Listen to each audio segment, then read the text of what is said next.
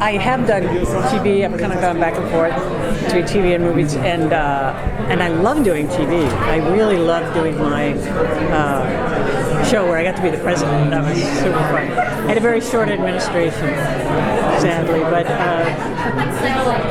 I've always had my eye out to see if there was something else that would come along that I would like to do, and I happen to love horror movies, and I was in one at least, definite horror movie. So, and having been scarred for life by watching The Exorcist, I thought, oh, let me read this, and I just thought it was really well written and exciting and scary, and I could see where I was going to get a lot of very cool stuff to do as it goes on. So that was enough for me. No, it's not. It's The Exorcist, but it's obviously the movie was a 2-hour movie. This is theoretically an ongoing series. So, what are some of the differences? I mean, how are they turning this into a TV series from your point of view? Right. So the series takes place in a world where that happened. That really happened. The Regan story already. In the movie took place in this world, 1973, and so it's now however many years later that is, and something starts to happen again.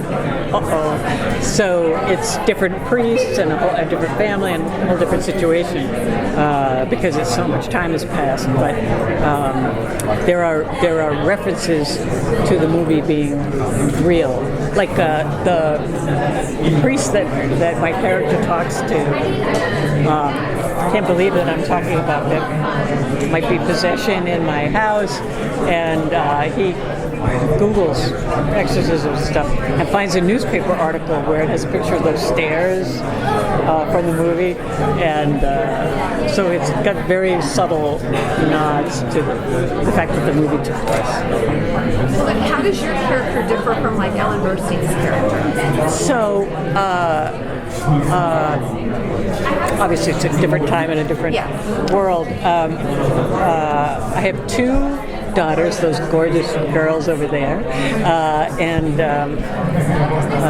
a husband who has something's wrong with him. We don't reveal yet whether he's got Alzheimer's or he's had a brain injury or who knows, but something's off with him. And I'm a very successful career woman. I have 700 employees, and so I have a lot going on, but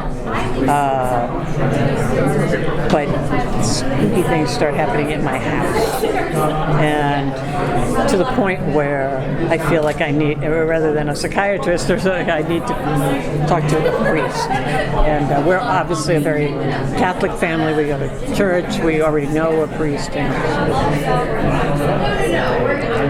hey, the writer, the creator. You don't want to talk to me. You want to talk to her. No. It's not like she's skeptical to begin with and has to be convinced. She's already willing to accept. She kind of goes there, yeah. She does. Well, because the stuff that happens is pretty spooky. Can you say anything about what the signs are that something's going on? Can we see? Her Angela Rance's family has kind of been beset by calamity over the past several months. Her daughter was in a terrifying car accident that kind of crippled her and ended her career, and there's problems with her husband, but there's also Angela's starting to hear weird whispers in the walls. Things are being moved around her house.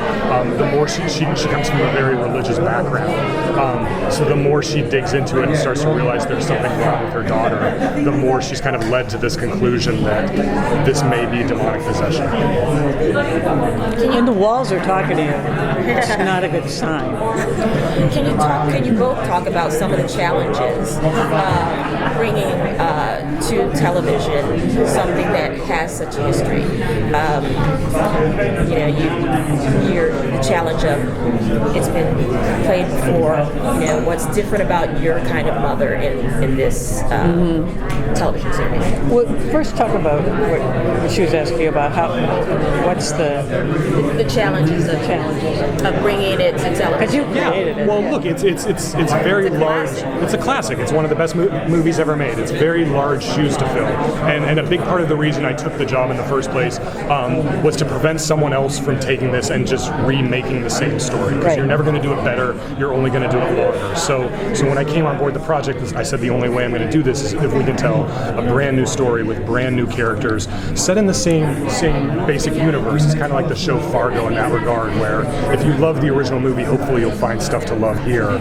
But it was so important that you care about the Rance family and that you're invested in their plight, and that's what keeps you coming back week to week and not necessarily the title. If you solve the problem in the first season or something, I mean, where does this show go, or is it like an anthology like American Horror Story, where the priests go off to another story somewhere else? That's a great question. We've asked ourselves that many times. The idea is that this first season is a self-contained story with a beginning, a middle, and an end. So by the end of this season, you will get a definitive answer to the main possession case that's taking place. But while we're doing all of this, we are building in a mythology, and we're saying that evil has some ambitions here, that there's a larger design, and they have larger goals than just taking a 6-year-old girl and possessing her. And so as we start building in that mythology, hopefully by the time you get to the end of the first season, that question will be answered, and you'll know exactly what we're trying to do and where we're going. It's hard to say without spoiling things, but the bad guys have a plan, and they're working towards it, and there aren't many good guys left who can stop them. As a fan of the movie and the story to begin with, how much did that weigh on your shoulders when you thought about taking on the role? Well, that was sort of mitigated for us by the way it's designed. That we're not competing with the movie, which we all acknowledge couldn't be improved on, but that we're adding to the mythology of the first one. And once you see it, you'll see that it's a very ambitious show. It looks very cinematic. There's been great care put into creating these rich and complicated and troubled characters. So I don't think anybody's going to be disappointed or that we're going to suffer from comparison, because it's just an enhancing continuation. Are there any moments of lightness or relief From in the show or lightness? Yeah, sure, yeah. We're living our normal lives while we're being possessed. No, Our pilot's not a barrel of laughs, but we've got some funny characters in there, and there's some stuff. It's always important to have that release in any sort of horror thing. And also you can't have wall-to-wall 43 minutes of pure horror every week because then you tune out. The reason people are going to come back week after week is because they're invested in these characters and this story. And if there's one or two moments in each episode that really scare the hell out of you and stay with you the next day, then that means we did our jobs right. Is there, what do you think it is? Like, we just had Damien on television, the devil and demonic possession. wait, Damien, like from the Omen? Yeah, TV series on A&E.